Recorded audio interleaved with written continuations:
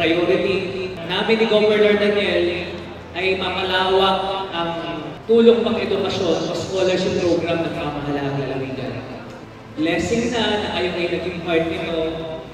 Ang pakiusap lang namin sa inyo, gawin nyo na lang yung best ninyong magagawa sa pag-aaral ninyo para sa sarili ninyo. Mga kabataan, mag-aaral mabuti ha. Nawa ay maging successful kayo lahat sa inyong mga gusto sa akin. God bless you! Mapalad ako dahil isa ako doon sa mga estudyante na naging bahagi ng scholar. Siyempre, nagpapasalamat din ako dahil sa tulong ng programang ito, malapit na akong makagraduate. Malaking natulong sa akin ito dahil una sa aking course, engineering, marami kaming kailangan na bilhin. Kaya malaking tulong po na nagkakaroon kami ng ganitong assistance.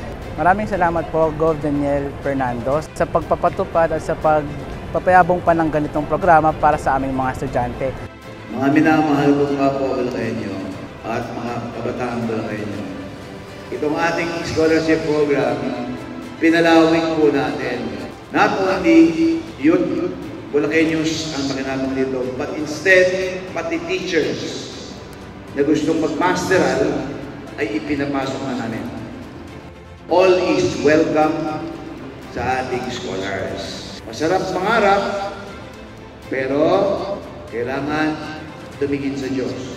Naniniwala po tayo, yung ating gagawin para sa inyo ay para rin sa kinabukasan ninyo. Binibigyan po natin ang pagkakataon lahat. Kasi ang pera po ng Kapitolyo ay pera ninyo. Thank you, God bless. Mabuhay ang kabataang Bulakenyo.